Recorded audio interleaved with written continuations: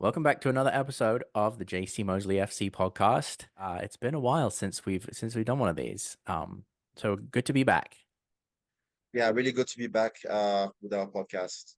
Um, yeah, it's been a while now, and we have so much to talk about at this end of the season to talk about all the things that happen.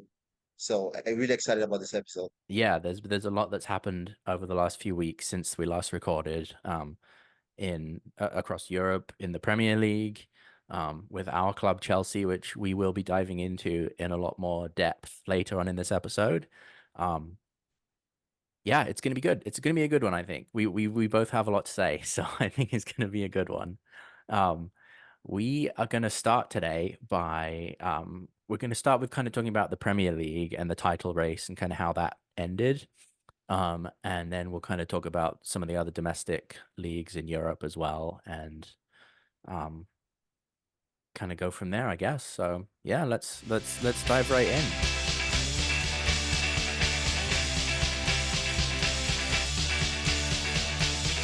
Okay, so pretty much the title race has been very interesting this season.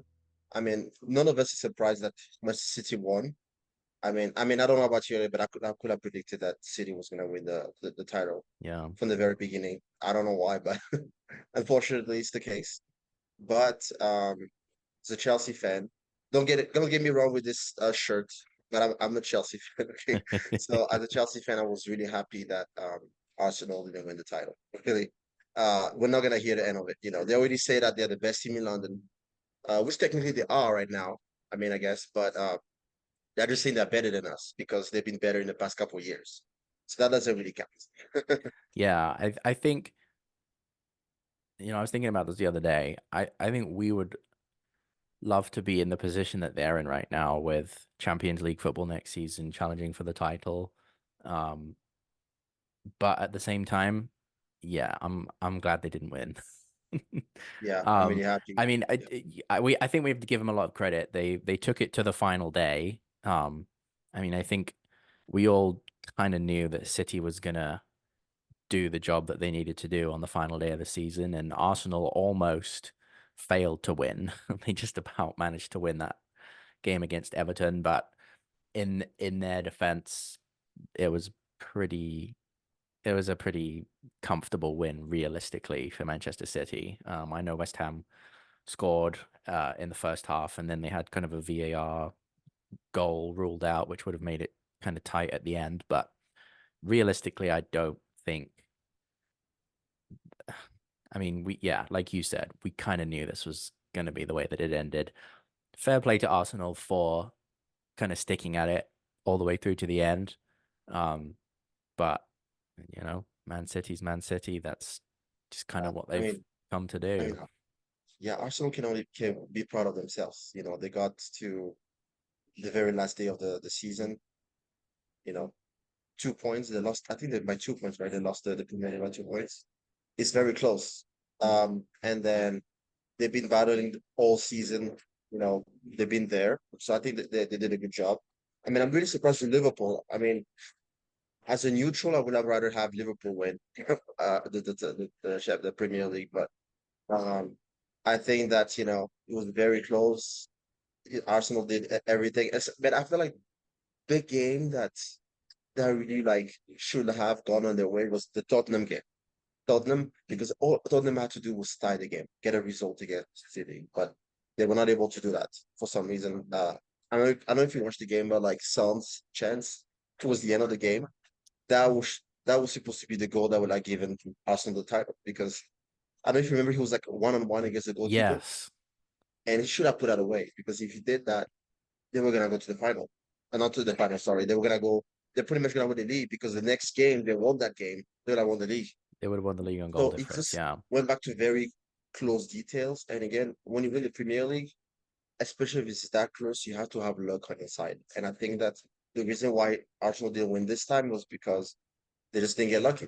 They didn't have luck on their side, you know. yeah, And City was more lucky than them, and that's how it ended. But uh, I mean, it was a three horse race, pretty much all season essentially between Liverpool, Arsenal and City. And then for some reason, Liverpool started losing games towards the end, and then that was it for them. But credit to Arsenal, honestly. Unfortunately, I don't see them getting any worse from here. Um, I think they keep going this way. They're probably gonna win the league in the next 2 or 3 years, maybe next year. Actually, you never know. But that's my opinion again. Yeah, I guess we'll have to see. I think from what I remember, the what I kind of thought was the moment that they'd lost the title was when they lost at home to Aston Villa. I don't know if you watched that game, but Villa kind of completely outplayed them, and that was kind of a crucial game that they really felt they needed to win at home, and they didn't. And I think at that point, we've seen time and time again, Man City at the end of the season, when it counts, they just seem to manage to grind out these results. They just win, pick up Yep. points, and Mhm. I think you're right. I mean, there's definitely some elements of luck, and I think maybe this is a bit of bias coming through, but I definitely think they have decisions go their way in terms of refereeing that maybe other teams wouldn't get go their way. And I think, um,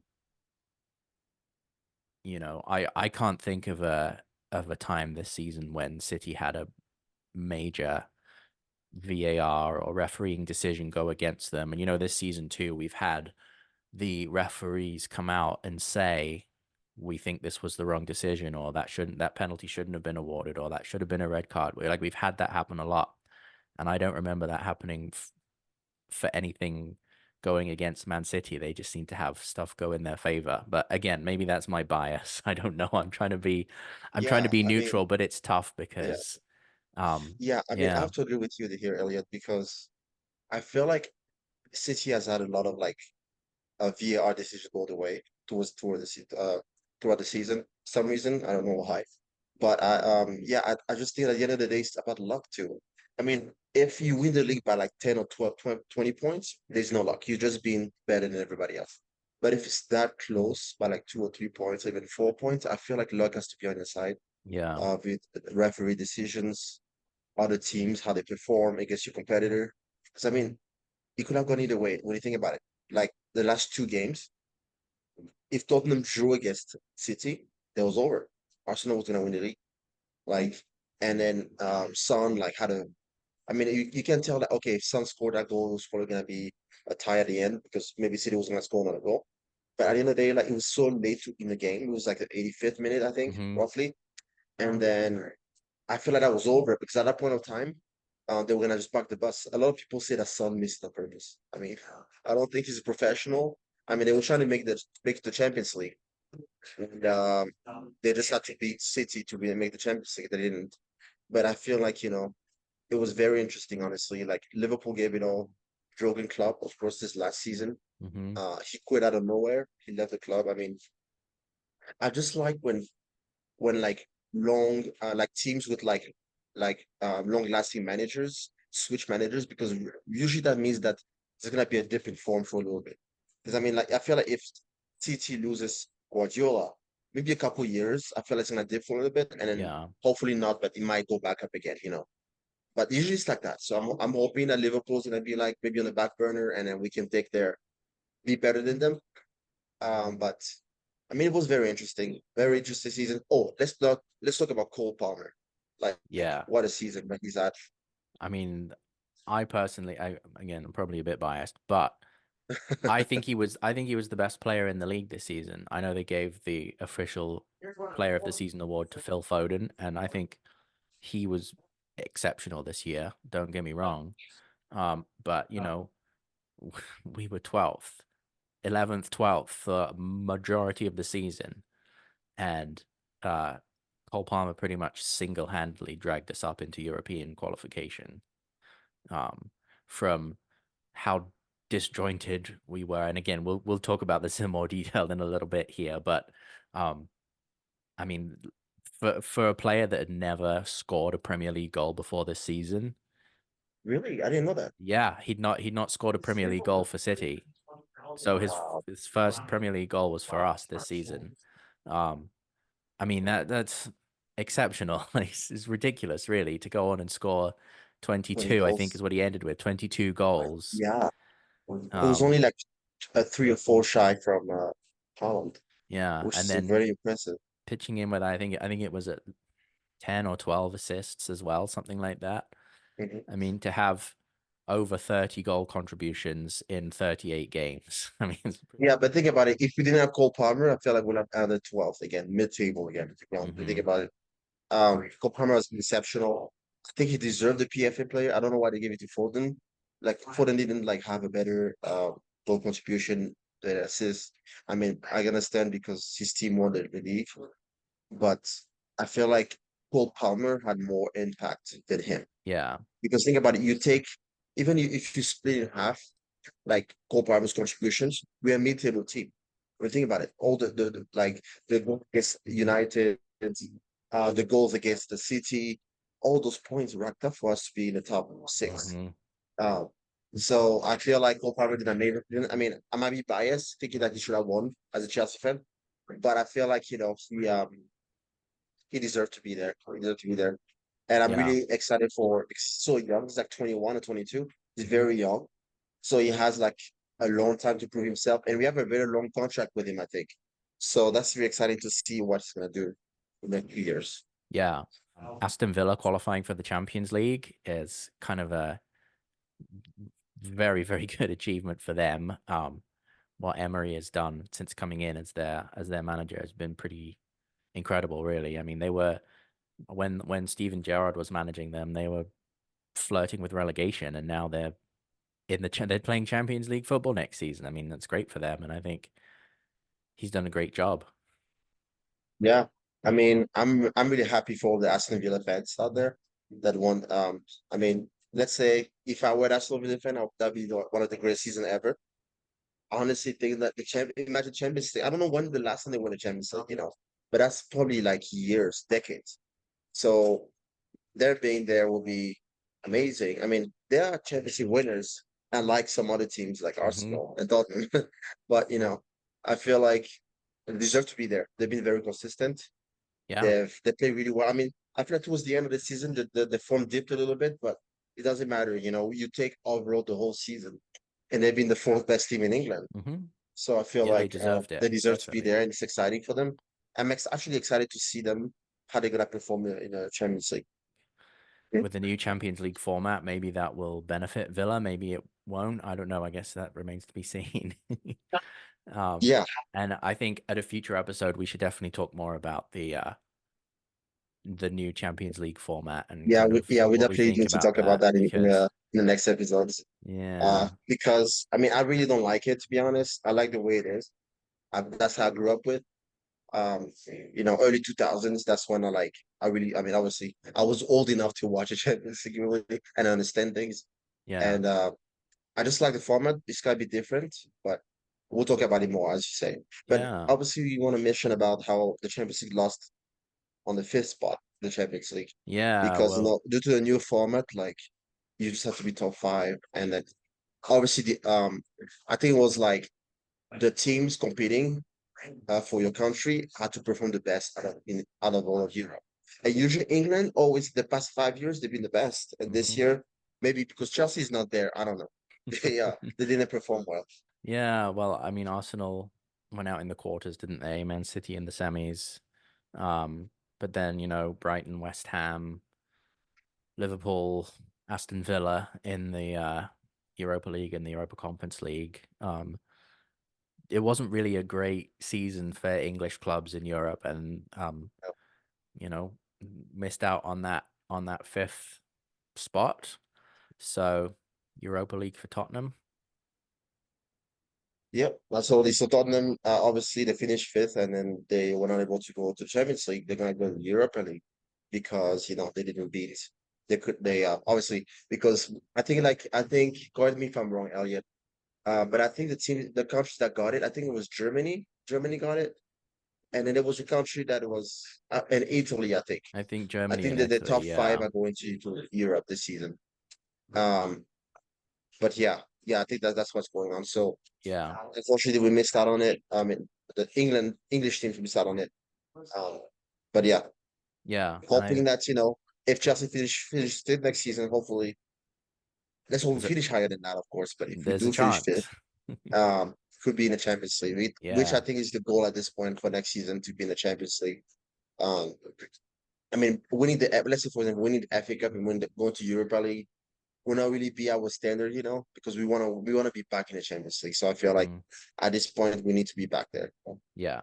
The term Farmers League gets thrown Yeah, around a lot sometimes. And, with Man City winning, I think it's, well, obviously four in a row, but I think it's six out of the last seven titles. Do you think the Premier League's turning into a Farmers League? I mean, that's the question that people are asking at the moment. I mean, I'm gonna be honest with you, Elliot, but unfortunately, it is now. I'm not even lying to you. I really don't see I don't see anybody else beating City next season. I feel like they're gonna win it again. I don't know, unless something changes, like Guardiola steps down or Paul is, oh, my dream has always been to play for Arsenal. I'm leaving, kind of thing. I really don't see anybody like beating them. Yeah. I just don't see it. I mean, I could be wrong. I'm hoping I'm wrong because I would love to see another team win. But I feel like it's turned into a Farmers League now. City's winning every year. The three bottom teams that just promoted last season to the Premier League are going back to the Championship. Um, I mean, I know the top four has changed a little bit, but it's become a Farmers League. Let's be honest. Obviously, when I grew up, I mean, it was Chelsea and United, all the time fighting with each other. But in the 2010s, especially, you had like different teams winning. Chelsea, United, City, and then you had Leicester, and then it was like that. It was bad. It was really Hmm. competitive. The Premier League was competitive, so you can just be like, okay, anybody can win it because if you go, for example, to Germany, I mean, I know this year was a little bit different than most, Bayern Munich, and we had like five teams that could win the league at any point in time, but now we don't have that anymore. Yeah. So yeah, I think in my point of view, it's become a Farmers League, unfortunately. Yeah. Well, one of the arguments I've heard is, Manchester United won a lot of titles in the 90s and 2000s. But I think the level of competitiveness, which you alluded to, it was even though they won, it wasn't as maybe dominant as we've seen from City, and you didn't get that sense of everybody just kind of knew from day one City's probably going to win the league again. That's kind of what it seems to be like. We go into each new season, and it's like, well, I think we know that City's probably going to win again. It's just a case of who else is going to be up there, and that does feel like we're getting into Farmers League territory a bit. I did have one other thing written down here on a list about Man City's charges from the Premier League. They've had 115 charges against them, um, but against his charges, it's not like they did it. They have to prove it. The Premier League has to prove it that they actually did it, which is the hard part. They might have Yeah. done it, but at the end of the day, I mean, they cheated the system. They saw failures in the system, and they found it to get what they wanted. And I mean, obviously, I would love to see Chelsea win everything every season. But it's not possible, of course. But like every team wants to succeed, wants to like win trophies, and then they did what they had to do to win it. But if they are guilty, then they need to be punished because that anybody is gonna do the same thing or find it because let's say, for example, right, high bribery. Let's say, for example, like teams that start bribing each other to win, and if you let me win a Premier League, I'm gonna send you like 200 million. Or I'm gonna give you Holland if you win in the Premier League, right? Hmm. If another team does that, then and there's no punishment, then they're gonna be okay. Why didn't you punish Manchester City? And that's a bad thing. So I feel the Premier League, like the integrity of the league is in like it's a question right now, and you need Yeah. to find a way to make it that nobody can deny that the league is supposed to be the way it is. Like the best team wins no matter what. Hmm. And I mean, I hope as a Chelsea fan that if they're found guilty, because then that would mean that they won't be able to win anything in the next few years. So there's a spot for us to be able to win the Premier League again. Yeah. Um, but yeah, 150 charges is a lot because I remember like Everton got like maybe 5 or 10 charges and got deducted like 6 points, which is Hmm. like I mean, Everton is unfortunately right now has become a relegation team. That finally that like that's the goal that each season now to stay in the league, the Yeah. Premier League. So I think that hopefully they're found guilty. Also, but I don't know. What do you think Yeah. about that, Alien? I mean, I think it would definitely be a big stain on everything they've achieved. And I think, 115 charges is crazy when you consider the Premier League was coming down pretty hard on Everton and Nottingham Forest. If Manchester City are found guilty, we could be looking at City going down to League One or something like that with the amount of points deductions that they're going to have. That Um, would be amazing. So so that I means don't that know. We'll see what yeah, happens, but yeah, yeah. I mean, it'd be great for us, honestly, if they go to League One. Like, I mean, the best players are gonna leave, and then the club is gonna collapse. Um, I know they're probably gonna be back like within like 2 or 3 years in the league, Premier League again, but that gives other teams the opportunity to win the league while they're down there. yeah. And then I don't know, but something needs to happen because it's turned the Farmers League. Like, Hmm. I mean, as the Premier League fans, we always bragged about how it was so competitive, it's the best thing in the world. But now, I mean, I don't really have the argument anymore to say that we are better than League One or La Liga. Exactly. Because on the same teams that win it every year. But I want to Yeah. go through everything. So Real Madrid, we need the La Liga. I mean, I kind of saw that coming with Barcelona struggling, I think. Yeah. Real Madrid have been brilliant this season. I mean, they've just been exceptional. Yeah. And then we have PSG. They actually won all the trophies in France. Nobody's surprised about that. Yeah. Yeah. And Mbappe, I mean, I'm kind of sad for him that he didn't win the Champions League his last season because that would have been great for him, for his legacy.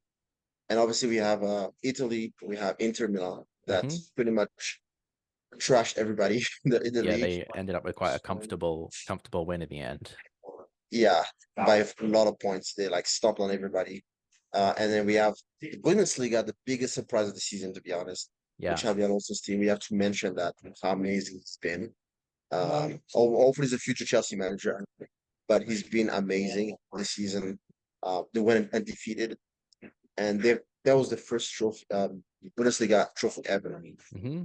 Yeah, to go undefeated in the league domestically. I mean, they did get pretty much trashed in the Europa League final the other day, Yeah, this is which surprising. was surprising, and maybe that was a step too far for them. But I mean, yeah, nobody would have predicted that at the beginning of the season that Bayer Leverkusen would not only win the Bundesliga and knock Bayern Munich off. I mean, Munich finished third this season. Yeah, it was very surprising. But I wanted to see if it was just a fluke this season, and then if they're gonna keep going next season, Yeah, or they're gonna just like they're not gonna win next season. We'll see. They're very yeah, exciting, but I'm really happy for them. And then Bayern Munich finished third, and we're like 18 points behind them, which yeah. is like surprising. And obviously, the last one is the Portuguese league, and Sporting won the league this season. Sporting, I think Sporting Lisbon, right? I think that's what they're Yeah, called. yeah, Yeah, they won the league. But yeah, it's been a very exciting season, honestly. A lot of changes. You can tell that football is changing, so we're excited to see next season with all the transfers going to happen in the Premier League. yeah, absolutely.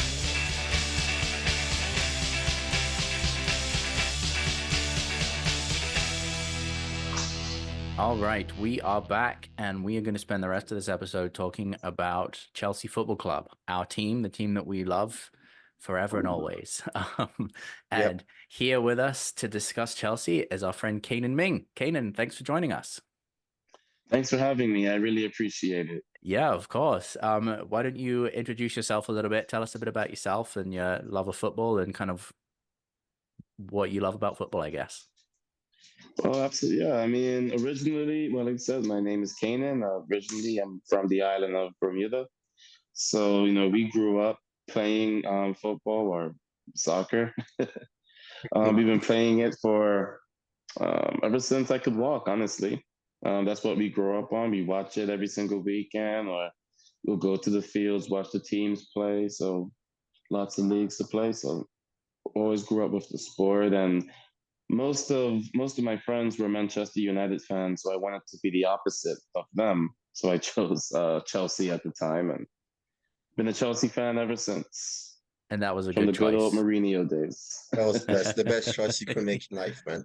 Yeah. Being a Chelsea fan. That's awesome. Well, thanks so much for joining us, and it's nice to have another country represented on this podcast as well. I mean, we have England, Ivory Coast, and now Bermuda as well. So that's pretty cool. Yeah. Just Yeah. expanding our reach across the globe. Love Yeah, it. that's all. Yeah. So why don't we kind of start? We'll talk about Chelsea's season, this past season. The season itself, I think it started off. I don't think any of us knew what to expect.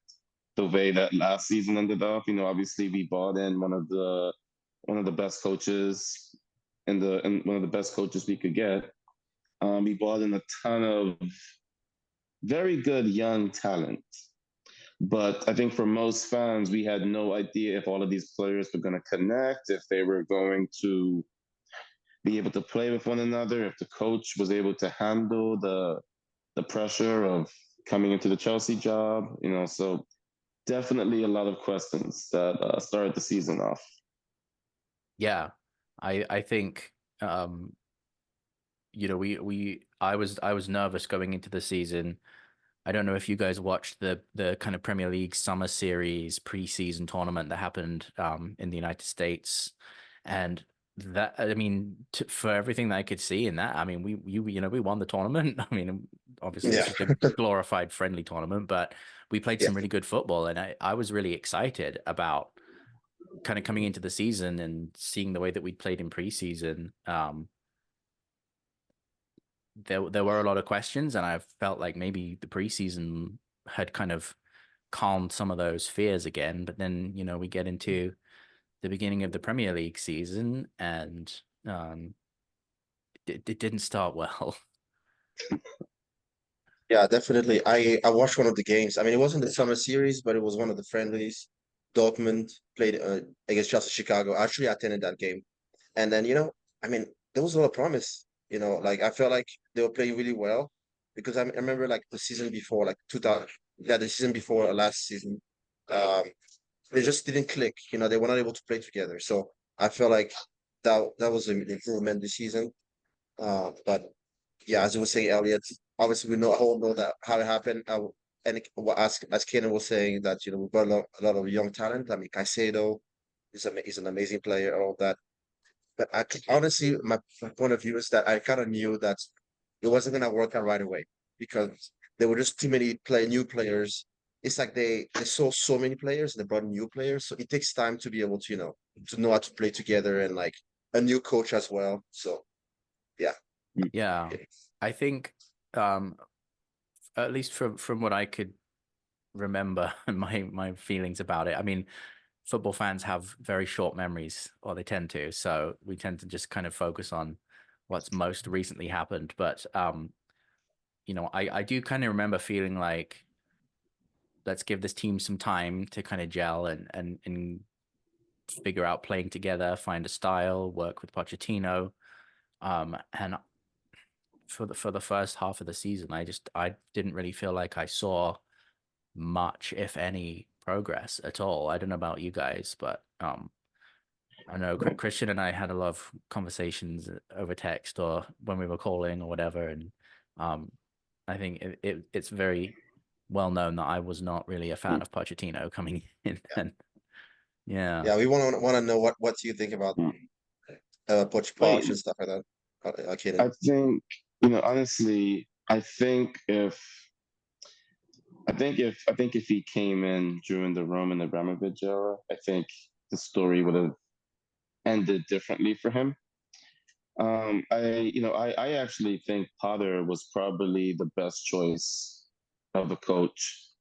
Reason being is because the owners, they seem to have made it clear that them and the sporting directors, they want to be in charge of the players that they bring in. They want to be in charge of the style of play that we play. So they seem set on from day one that let's bring in a coach that's going to be happy to be at Chelsea, but who isn't going to try to demand things from us.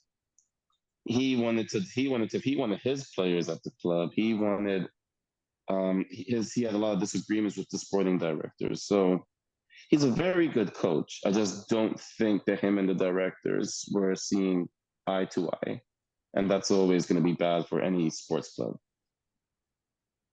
Yeah. Yeah, I totally agree with you on that one. Obviously, that's why he got sacked. I mean, he actually didn't get sacked. He left. He wanted to leave. It was like a mutual agreement. Okay, I don't want to be here anymore, Hmm. and it's what directors do. So I think that at the end of the day, it didn't work out. And I mean, I think Pochettino did a great job. Honestly, we're like 12th. We're fighting for to stay in the Premier League last season, and now we're top Yeah. six. We're gonna play in Europe this season. So like next season. So I think there's progress there, and just because of that, I feel like he deserved another year. That's my opinion. I'm kind of upset of what they did, but as you were saying, Elliot, I'm sorry, Kenan, it looks like they want a coach that is like, okay, let me just play. Let's just like make it work with whoever you guys want to bring it. And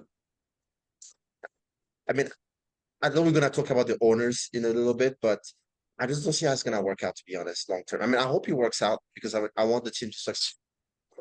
But I feel like they need to change their ways because in the football term, I don't see how this is gonna work out. Yeah. Yeah. I mean, looking back at the season as a whole, we definitely made progress. I mean, we finished higher than we did last season. We were starting to look like a team that was playing together, that wanted to play. I mean, I remember watching games last season, or I guess the season before, the 2022-23 season, and feeling like these players just don't want to be here. They don't care. They don't want to play football. They just want to get to the end of the season and collect their paychecks and go home, right? But this Yeah. season, we started to see, especially towards the end of the season, we really did see a team that was coming together. And, I was still kind of hesitant about Poch slash at times maybe more on leaning on the Poch outside. um, Yeah. but I was happy going into the end of the season to be proved wrong. I mean, I I was like, you know what, fair play. He's managed to turn it around. He has had a lot to deal with in terms of injuries and all of these new players, like we were saying, and just kind of a complete change in the club over the last couple of years. And I think he did deserve to have a bit more time, another season to continue what he's started this season. I think it's a little bit frustrating for me that it didn't happen earlier in the season. I mean, it was really the last couple months that things really started to come together. And I suppose the argument you could make is, well, we haven't really had the majority of, play. I mean, there's been players out injured for the majority of the season that were starting to come back in the last couple months. So, I guess that's definitely a valid argument, but I think we've had the players and we've had the team, and he's had the time throughout the season to make that happen sooner. I don't know. I mean, I'm not a coach, so I don't know exactly how that works. I know it does take time and whatever, but yeah, I think I definitely was coming into the end of the season going, I guess I was wrong. I guess Poch is up to the task and he can do it, and he can get these players to play together and play well and play a style of football that's enjoyable to watch. And so I think that's why we were maybe all a little bit disappointed about kind of him being moved on. Yeah, but it's I think if the players that we have, none of the players that we've bought are bad players. I mean, we could all say what we want to say about Nico Jackson, but at the end of as the season went on, I thought he actually improved. I was never expecting him to score 25, 28 goals a season, at least not yet. But we haven't had a striker who has scored more than 12 goals since Diego Costa. Mm-hmm. So, all of the, Cole Palmer, for example, basically surprised everybody with his, was it 21, 22 Premier League 22 goals? goals. Mm-hmm. 22 Premier League goals. So, I mean, I don't think the players, I don't think were never really question, it was always about can the coach bring these players together? And keep in mind, most of these players have never played or have never played on a big team before. Most of them have never started before. I mean, Yeah, Cole Palmer wasn't coming from Manchester City as a starting player. You know, I guess the only big game players you could probably point out is probably Enzo Fernandez in the World Cup final. But most of these players have never played at this level before, and they were basically thrown into the starting 11 into a big club. I mean, take a look at Gusto. I doubt Gusto ever thought he was going to play as many games as he played. With obviously with Reece James, we all knew he was going to be the main right back. So credit the Poch for bringing these guys together and qualifying for a European tournament next year. But like I said, I just think that he looked at it and said, is if I can't get along with the sporting directors, then the club is never going to be able to go forward to the next step. yeah, I totally agree with you with this. That at the end of the day, uh, I mean, that's my opinion here, is that the coach. I mean, I understand that, the new owners have a new like way of doing things. They want to do things differently, but then the coach is the one that at the end of the day is like the one responsible for the results. So if he doesn't really get even a little bit of what he wants, let's say, he said, okay, this player is not good enough for me. I want to get a new player. Then let's say like he wants to be top four. He doesn't want to do another season where we struggle mid-table and like we end up sixth or seventh. But he wants to be in the Champions League because I mean that's what we expect next season at this point, to be in the top four at least minimum, right?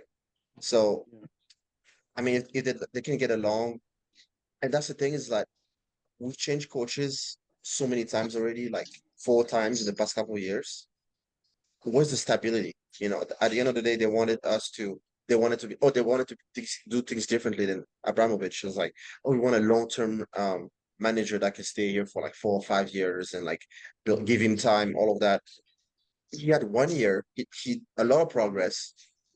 I'm really upset about what happened. They decided to just sack him. I mean, I don't see how it's gonna get better. Now I'm looking at the market right now, all the available coaches. I don't see anybody better than him in a sense because he already knows the team. He already like he made so much progress. I don't see who's gonna come in and like do better than him. That's my opinion. I mean, I hope I'm wrong because Yeah. he left, but I'm just so disappointed with the owners, and I hope they're not gonna ban me from going to Stamford Bridge because of what I'm saying right now. But like, they need to change their ways. It's not the same thing. It's not baseball. It's not baseball where you can like or American like NBA or whatever, any teams here where they can be terrible for 10 years and then win the Super Bowl. Like that's not how it is here in Europe. You have to be consistently at the top. And they don't understand that. Like we cannot afford to like go another season where we are so terrible and then be like, oh, it's okay, we're building something new. Just it takes time, 5 years. Like no, it's Chelsea. We need to be at the top. We need to be fighting for the title or top four. Like we need to be there. And I just feel like unless they change their ways, I don't see this situation getting any better. I'm expecting another bad season again. I don't want to cuss in this podcast, but like I'm expecting like another really bad season again, where we're gonna be mid table, and I just don't see anything better. I mean, I hope I'm wrong, but like, yeah, I don't have a good feeling about this. Who do you guys think they're gonna is gonna be the next good coach for us to take us to the next level? Yeah, You know, well, I go ahead, Kanan, go ahead. oh, I really think, I mean, for someone to work with the owners and the sporting directors, I think it has to be a coach who isn't going to come in and make too many demands, but is a coach that is able to develop younger players. Because, I mean, whether we agree with it or not, that's the route that the owners and the sporting directors want to take. So I think it's a matter of, I've been hearing rumors about Mourinho. Mourinho is not going to want to work with these guys. Thomas Tuchel isn't going to want to work with these guys. So you have to bring in someone like a McKenna who would be very happy just to be at the Chelsea job, and it's not going to make too much, not going to make too many waves where he's going to ruffle the feathers of the owners or the spin director. I mean, I think they've made a point that they're going to bring in the best players they can possibly bring in. It doesn't seem like they were afraid to spend the money on the best players that they can possibly get. It's just a matter. What I think what they're doing is, it seems like they're buying the pieces for the puzzle, and they're basically throwing it on the table and telling the coach, okay, you put these pieces together. But and that's why I think you need a coach who is just going to be happy to be there, who's going to put the extra work in to find the way to find a better way for these players to play. It's very clear that the ownership and the board and the sporting directors have this direction that they kind of want to go. They want somebody that's going to pretty much just focus on being the coach and coaching the players, coaching the team, staying out of other things. And as much as Tuchel was a legend for us with what he achieved, Mourinho, one of our greatest managers ever, under this new ownership, you look at kind of how those two, especially Mourinho and Tuchel, have had fallings out with ownership and with the board at every club they've been at, pretty much. That's how it ends. And we, like you said, Christian, too, we really need stability. I mean, that I think, I think at this point, it's very clear that the ownership and the board wants to do things a certain way. And,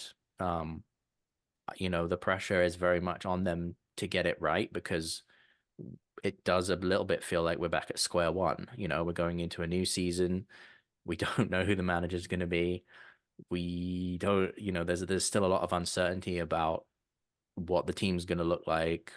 If some of our, homegrown players are still going to be part of that squad, or if they're going to get sold to make profit, or, those kind of things we're still not sure about. And that's kind of where we were at this point last year as well, albeit in a much worse position last year than we are now. But I don't know. I think, yeah, we need to go with somebody that's gonna steady the ship, that's gonna kind of buy into what the ownership and the board wants to do, and we have to just hope and pray that it works out. Yeah, honestly, I mean, we all want this to work, to work. We want this to work out somehow. We don't care about, like, I mean, we kind of care who's the coach, but we just want to, like, top four. We want to be fighting. We want to end Manchester City's, like, legacy. We just want to be, let's end it there and let's start winning titles again. But I just don't have a good feeling about what they're doing. I feel like it was probably because of, like, um how unpopular Potter was. That's probably why he got fired. Because I feel like if it was up to them, they probably would have kept him. I mean, that's how I see it. Because I don't remember. I don't know if you guys remember last season, 2 seasons ago, where they were, like, protesting about the owners. That's when the owners started, like, okay, let's just change coaches, because they wanted to stick with Potter the whole time. And I just feel like that. I mean, that they just have the mentality. They don't have the European, or how the rest of the world sees football, where we want to be among the best teams no matter what. We want to be, like, every season we need to be consistently among the best. But here in the US, where we all live, we see, like, teams be, like, really terrible for a few seasons, and the fans don't really care. I mean, they care, but they're like, whatever. They gotta get better. I mean, that's not the same way, and that's the mentality they have, where the sporting directors buy the players themselves, and then the coach just shows up and coaches them.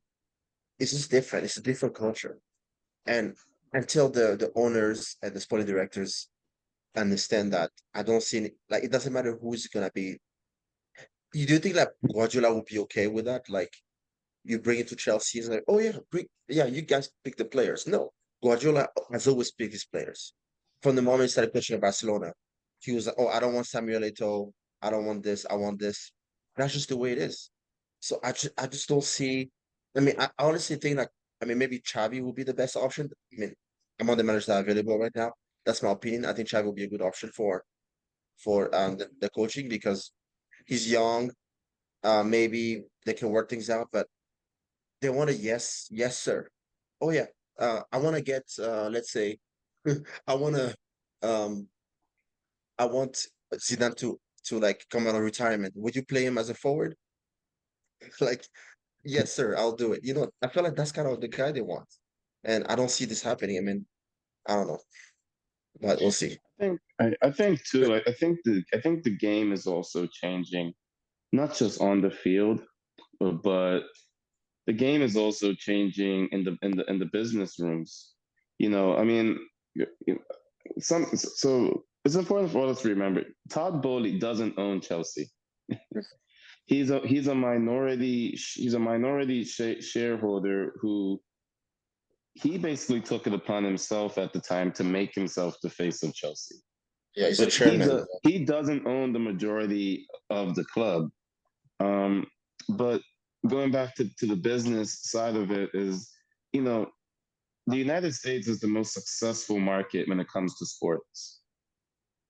And it's no hidden secret why other countries are not going to try to copy the way the American system does it. It's much more successful when it comes to profit, through marketing, and you can see bits of pieces of the Premier League actually starting to copy the way that the United States does sports. So I think, when you take a look at the way clubs worked back in Mourinho's prime, back when Pep Guardiola was at Barcelona, it wasn't the cost for players weren't as high as it is today. The cost to run a club isn't as high as it is, today. So a lot of your money could be focused on bringing in players if the coaches want. But I think now clubs are looking at it and saying, well, if we can get these players in at a younger age, instead of paying 250 mil, like at least for example, we just bought a player, nicknamed Messino from Brazil. He's supposed to be the next Neymar down there, or whatever the case may be. Now, can you imagine if we would have waited for him? Now, let's say if everything goes according to plan for him, can you imagine when he's 25 or 26, when Chelsea were used to go buy players? He'll probably at that point will probably be like a $300 million player if the market keeps going the way that it's going. So I think a lot of clubs are looking at, well, let's get these players at a younger age. We'll develop them, we'll make them into superstars, and they can play for us. And that's going to save us hundreds of millions of dollars down the line. So that could be one way that these clubs are looking at it. Because I think you're absolutely right, Kurt. I mean, I think a coach, in order for that coach to be successful, they need to have a certain amount of control over their team, who they bring in, who they recruit. But it seems that clubs, particularly clubs who are owned by other businesses, like Chelsea is right now, I think they more look at it, well, we want to be successful, but how can we not go broke doing that? Or how can we bring in as much money as possible doing that? Yeah, absolutely. And then I think the next truth we needed to talk about was um about like Chelsea not playing the Conference League next season because United actually beat Manchester City today. I was hoping that would be the opposite, so we can beat the Europa League. But yeah, we're gonna be playing Conference League. I was telling earlier that maybe we're gonna be the first team ever to win all three European cups. You know, Mhm. Champions League, Conference League, and Europa League. So I'm trying to see the positive side of it, and I think that is our trophy to lose because I've seen the teams that are competing next year. I just don't see anybody better than us on paper, at least. It's a good practice for Europe, Yeah, for Champions League. That's what I would say. It's a good practice. Because, like I said, most of these young players have never played in Europe before. Mhm. So it's a good practice for them to get out there. And hopefully next year we'll be back in the Champions League, or the following year, I should say. Yeah, absolutely. And we still have the Club World Cup in 2025. So that's something to look forward to. Yes. Yep.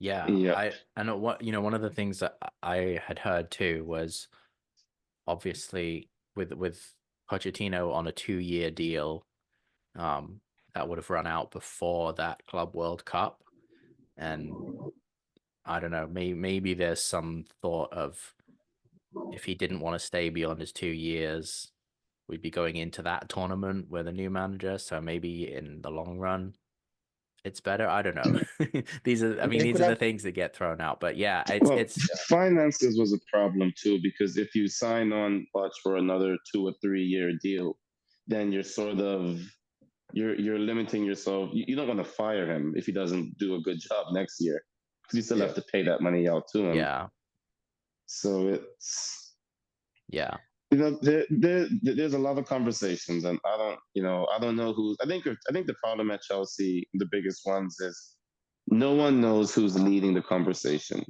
Communication. It used, yeah, it was it last when the last era, it was Roman Abramovich. He was the one who made the final decision.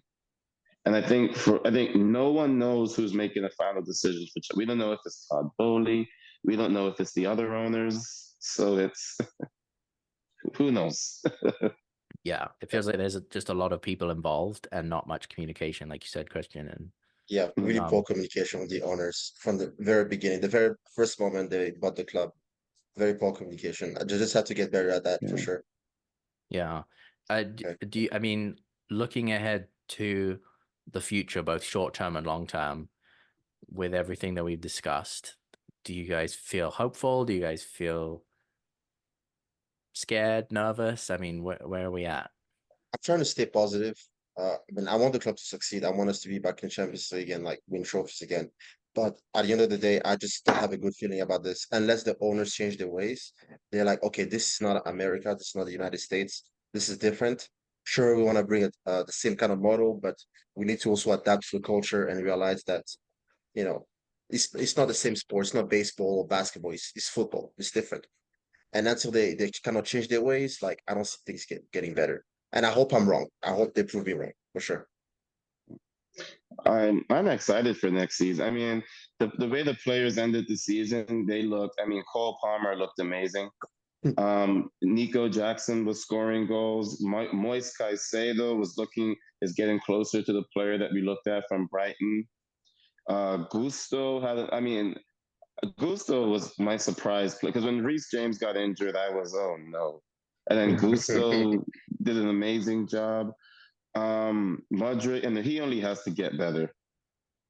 Um, Madueke, I mean, at the end of this, I didn't even, Madueke he is an amazing player. I haven't seen a ringer like him for a long time. So, I mean, hopefully these players can only go one direction, which is up.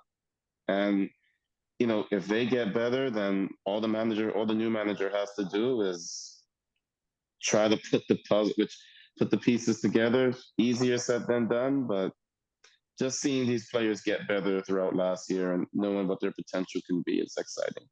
Yeah, I think maybe one other thing that we should talk about is the squad, both in terms of, players that we maybe want to see come in, players that could be leaving, players that we maybe want to see leave. And then we can kind of come up with what would be our kind of dream starting 11 going into next season. Obviously, the ones that are being talked about most in terms of outgoing is Trevor Chalobah and Conor Gallagher.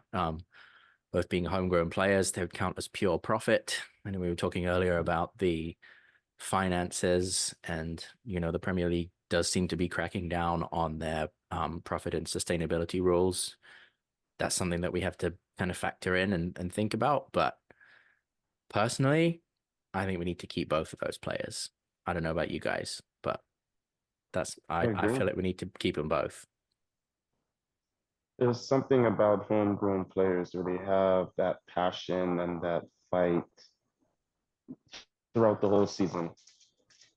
That other play, I mean, say what you want to say about Mason Mount when he was at Chelsea or Conor Gallagher, but the one thing none of us could deny was the hard work rate that they put in for the team.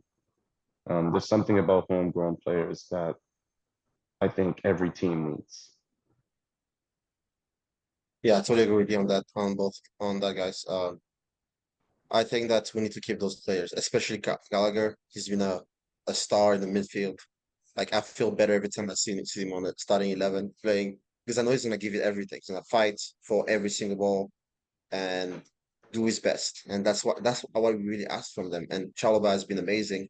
I know, like, he didn't really like play much on the first half of the season. I don't know if it was because he was injured or Poch didn't believe in him much. But the second half of the season, he was one of the reasons why we qualified for Europe. He was really solid in the back, and now it's getting better. And that's one of the reasons why I'm kind of okay about Poch. But I need to move on and look into the future. And but yeah, I mean, I don't really like Sanchez. I'm sure he's a great guy, but in the footballing sense, I don't like it. I don't think he's like good enough for the club. I mean, that's my opinion. So Sanchez, I think we should just replace him. I like Petrovic as a goalkeeper better. And then who else? Obviously, Thiago Silva is leaving. Uh, but other than that, like we have pretty much young players that have really good potential. So I don't think that we really need to do like a big summer transfer again. That's my opinion, at least. I think getting another goalkeeper. I think Petrovic, he was an amazing goalkeeper this season. And granted, I don't think he ever expected to be playing as many games as he did. But I do think another goalkeeper, a goalkeeper that can play with their feet a little bit better. Every coach in the world, every team in the world wants to play out from the back now. So having a goalkeeper that can do that is critical. Very important. That's what sort of makes Manchester City and Liverpool what they are, is their goalkeepers. I also think bringing in another fullback wouldn't hurt. I think what hurt us this year too was I think all four of our fullbacks got injured. And then we Yeah. had Caldwell and Diassi playing as left back and right back out of their positions. So I think maybe bringing in another younger fullback wouldn't hurt. Um, for some reason, Ben Chitwell can't stay fresh, can't stay fit an entire season. So Him and James. It's so sad, yes, man. it's very disappointing to see because they have high potential. But I think bringing in and bringing in another striker. I'm a I love Nico Jackson and I wish him all the best. But it's I think every team we're gonna have more games next year with the Confederations League. We should make a very deep run in it.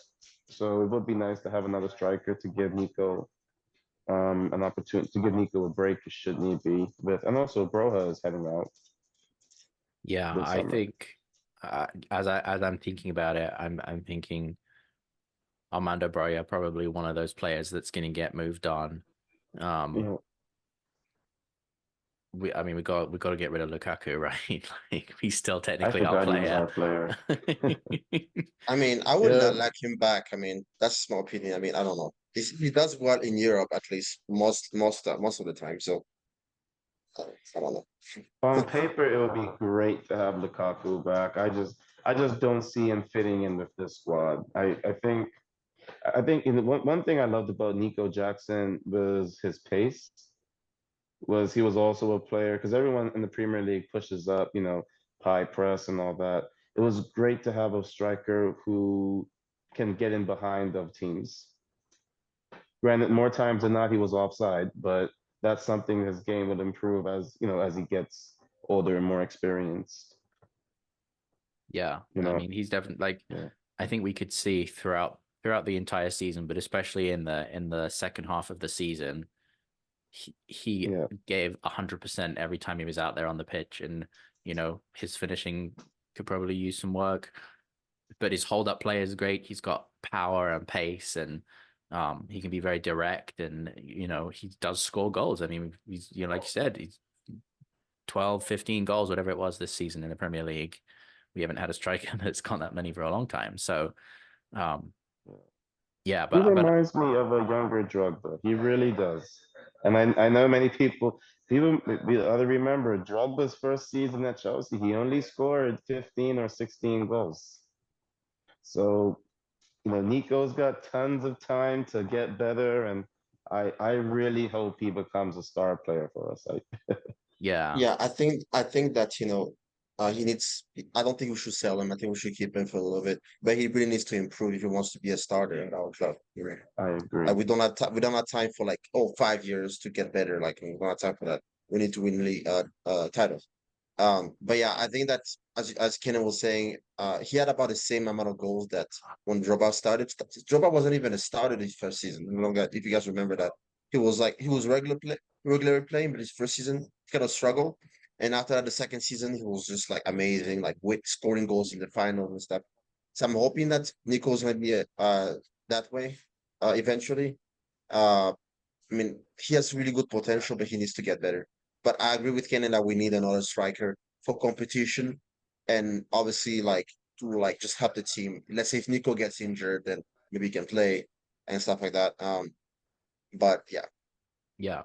I think, and I would agree with you, Kanan, as well, that a goalkeeper and certainly maybe a left back, or somebody that could play right back and left back, someone that can play on either side yeah, would be good. I think partly just because of our injuries, partly because, like you said, there's been some inconsistent performances from the likes of Chilwell, and I think Cucurella's got a lot better this season than he was last season or the previous season.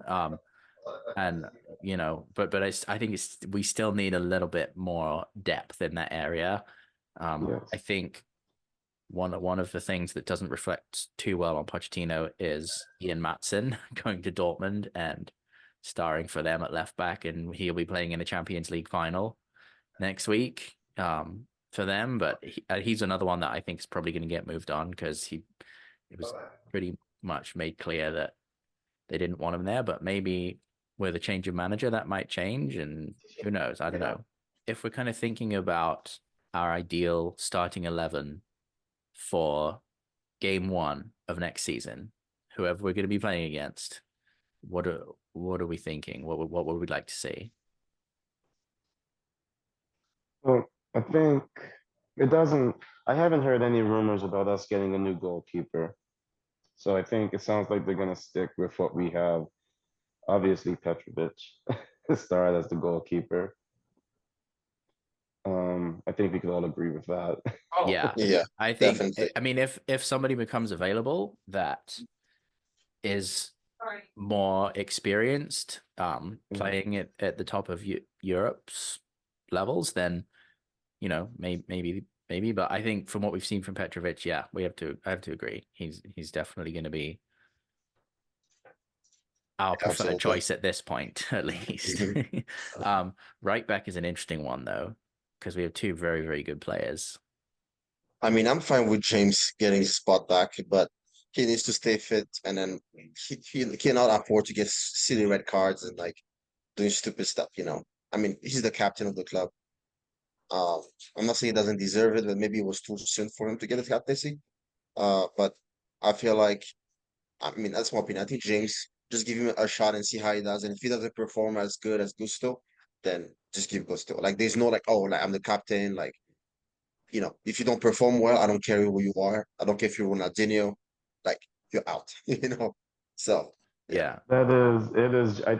That spot belongs to James. As much as I love Gusto, I think James is still a better player when he's fit. yeah, I agree, and he has more experience too, which our squad is lacking. So yeah, centre backs. I think center backs are hard. In my mind, on paper, the way I would love to see um, Wesley Fofana and Kova back there, but I don't know how Fofana's gonna be. So I think the best one would be Chalaba and Caldwell. Yeah, I think that I would love to see. I mean, in my opinion, I would love to see Chalobah and Fofana, but as Ikena was not sure how he's gonna feel. But Yeah. my dream star would be Fofana and Chalobah. Yeah, we haven't really seen much of Fafana, but I think what we have seen of him, he's a good player. He's a really good player, and I think he probably is.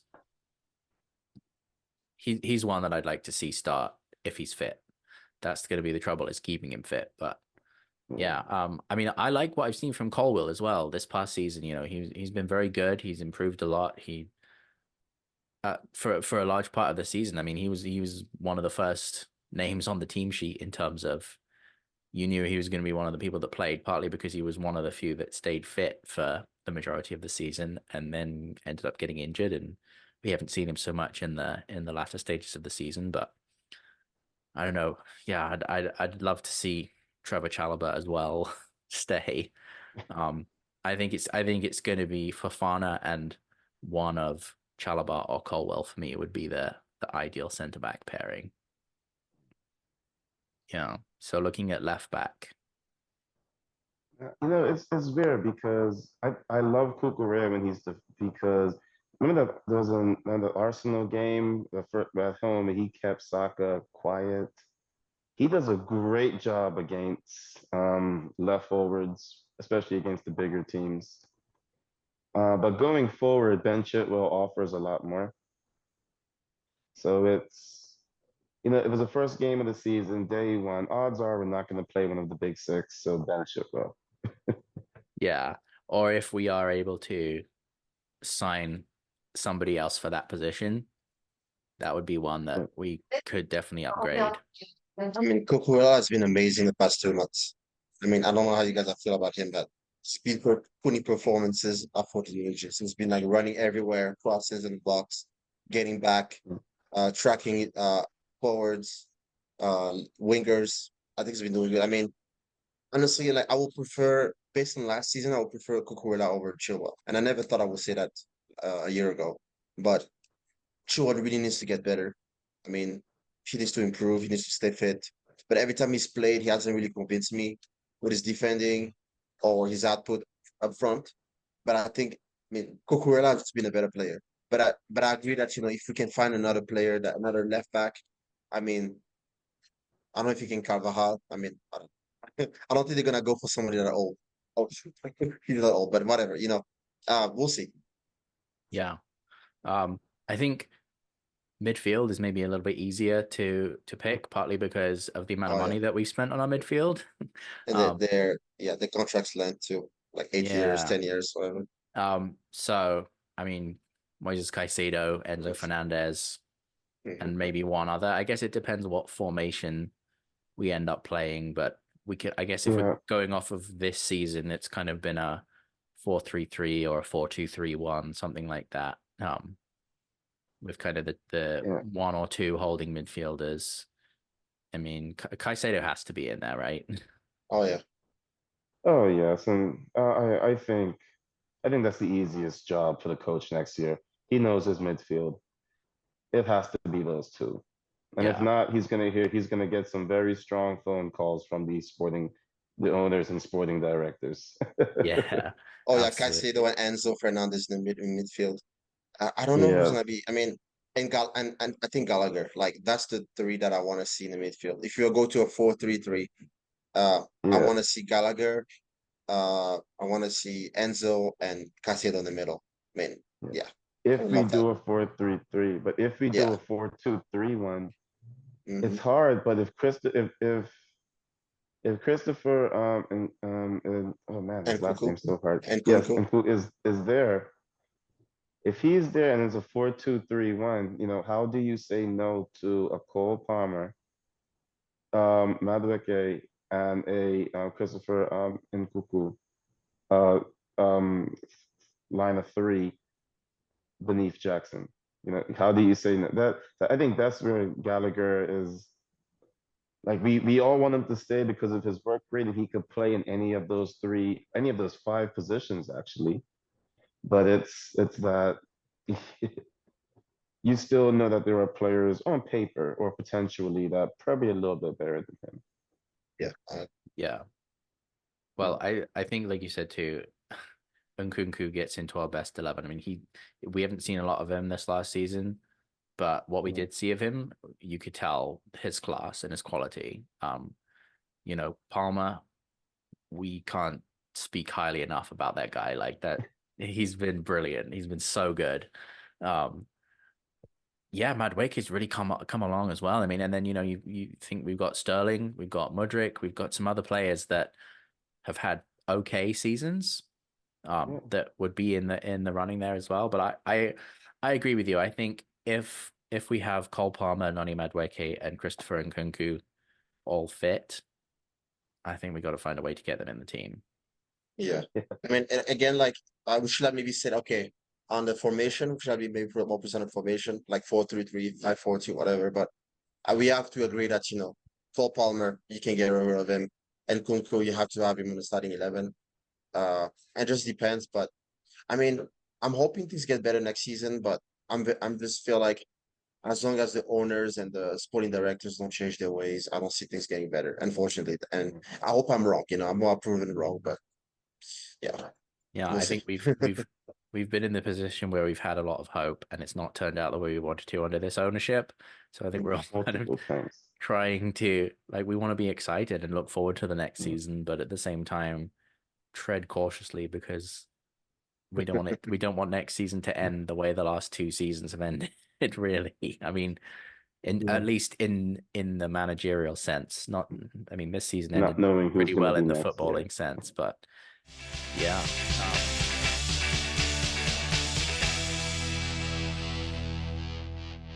Thanks for joining us for this episode. We had a good time. Thanks again to Cainan for joining us on this episode as well as our guest to talk about Chelsea. It's great to just have another opinion and somebody else to pitch in and give their input. So that's been great. We'd love to hear anyone's thoughts about anything we've talked about today. Chelsea, the Premier League, title race, any of that kind of stuff. If you have any thoughts, we'd love to hear that in the comments. Um, and yeah, next time with a big summer coming up for international, I think Yeah, we'll have very a lot to exciting. talk about next time with the Euros and Copa America. So Yeah. yeah, Thank you so much for joining us with this episode 3. I'm excited. Thanks, Kenny, for joining us. But yeah, really exciting stuff this summer with the Copa America and the Euros. So this is what our next episode will be focused on. So we'll see you next time. yeah, we'll see you then.